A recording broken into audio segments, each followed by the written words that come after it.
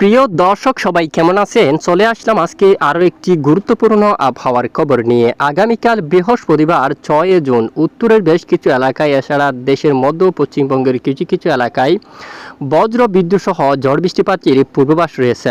কোন কোন জেলা হতে পারে এই ঝড় বৃষ্টি, কোন কোন এলাকায় তাপপ্রবাহ কেমন থাকবে, বিস্তারিত জানতে হলে ভিডিওটি শেষ পর্যন্ত দেখুন।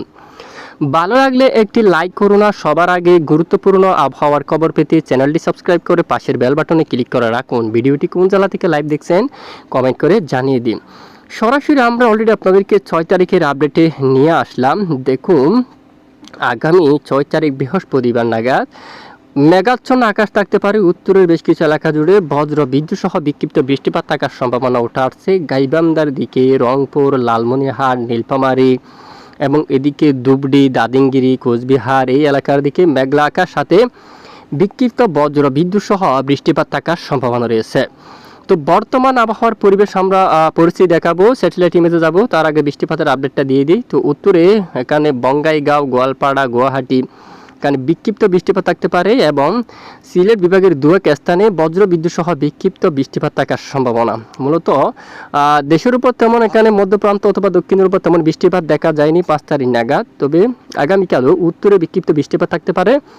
এদিকে দেখুন আপনারা কুড়িগ্রাম, গোয়ালপাড়া এই অঞ্চলের দিকে বজ্র বিদ্যুৎ সহ বৃষ্টিপাত থাকতে পারে। আর অন্যান্য এলাকায় যদি আমরা একটু দেখি, বেশিরভাগ সময় আকাশ পরিষ্কার থাকার সম্ভাবনা রয়েছে, বৃষ্টির সম্ভাবনা খুবই কম। এছাড়া 6 তারিখের রাতের আপডেটে আমরা দেখতে পাচ্ছি উত্তরে সিলেট এবং কুড়িগ্রাম, উত্তরে কিছু কিছু এলাকায় আংশিক মেঘলা আকাশ, দু এক অঞ্চলে বিক্ষিপ্ত বৃষ্টিপাত থাকতে পারে। দেশের বেশিরভাগ এলাকায় মূলত আকাশ পরিষ্কার থাকার সম্ভাবনা রয়েছে এবং 7 তারিখের আপডেটেও উত্তর অঞ্চলের দিকে বিক্ষিপ্ত বজ্র বিদ্যুৎ সহ বৃষ্টিপাত থাকতে পারে। দেশের অন্যান্য এলাকায় আকাশ আংশিক মেঘলা নিয়ে পরিষ্কার থাকতে পারে, তবে ভারতের এই অঞ্চলে কালবৈশাখী বজ্র বিদ্যুৎ সহ বৃষ্টিপাত থাকার সম্ভাবনা কিন্তু দেখা যাচ্ছে। গতকালও বলা হয়েছিল, আজও আমরা দেখতে পাচ্ছি এখানে বেশ কিছু এলাকায় বজ্র বিদ্যুৎ সহ বৃষ্টিপাত দেখা যাচ্ছে কালবৈশাখী আকার নিয়ে। আর মূলত 5 তারিখ চট্টগ্রাম বিভাগের উপর তেমন বৃষ্টিপাতের দেখা পাইনি, তবে আগামী 7 তারিখ নাগাদ যদি আমরা একটু দেখি, আংশিক বিক্ষিপ্ত বজ্র বিদ্যুৎ সহ বৃষ্টিপাত থাকতে পারে, বিশেষ করে সমুদ্রের অঞ্চলের দিকে। এখানে সমুদ্র অঞ্চলের দিকে বিক্ষিপ্ত বজ্র বিদ্যুৎ সহ বৃষ্টিপাত থাকার একটি সম্ভাবনা কিন্তু উঠে আসছে।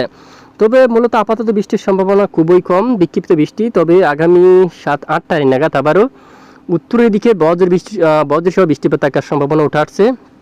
এখানে নান্দাইল, কিশোরগঞ্জ, বানিয়াচং, হবিগঞ্জ, শালা, নেত্রকোনা, ময়মনসিংহ এই সবটুকু এলাকায় মূলত কেন্দুয়া, তাড়াইল, হাটপাড়া, এখানে মোহনগঞ্জ রয়েছে, জগন্নাথপুর, জামালগঞ্জ, সুনামগঞ্জ, উত্তরের এই সমস্ত এলাকায় প্রচণ্ড বজ্র বিদ্যুৎ সহ বৃষ্টিপাত থাকার সম্ভাবনা। মূলত বৃষ্টিপাতের যে আবাস উঠে আসছে বিক্ষিপ্ত, সেটি কিন্তু দেশের উত্তরে বিভিন্ন এলাকা জুড়ে হতে পারে এবং এখানেও কুড়িগ্রাম, শিলিগুড়ি এখানে বিক্ষিপ্ত বৃষ্টিপাত থাকতে পারে এবং মেঘের আনাগোনাও থাকতে পারে।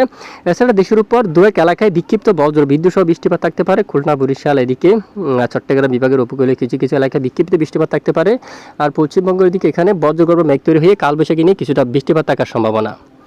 আর ইতিমধ্যে আমরা স্যাটেলাইট ইমেজের উপর আপনাদেরকে নিয়ে আসলাম। স্যাটেলাইট ইমেজের উপর দেখুন আপনারা জামশেদপুর, রাঞ্চি এবং এদিকে দেখুন দামবাদের উপর প্রচণ্ড মেঘ তৈরি হচ্ছে, বজ্রগর্ভ মেঘ তৈরি হয়ে প্রচণ্ড আকারে বজ্র বিদ্যুৎ সহ ঝড় বৃষ্টিপাতের সম্ভাবনা রাতে, যা গতকালের আপডেটেও কিন্তু আমরা আপনাদেরকে নিখুঁতভাবে জানিয়েছিলাম যে বৃষ্টিপাতের আবাস এই অঞ্চলে রয়েছে। আমরা অলরেডি সেই আবাস অনুযায়ী দেখুন প্রচণ্ড ব্যাপক আকারে বজ্র বৃষ্টিপাত কিন্তু শুরু হয়ে গেছে। রাতে পশ্চিমবঙ্গের কিছু কিছু এলাকায় কিন্তু প্রবেশ করার সম্ভাবনা কিন্তু দেখা যাচ্ছে।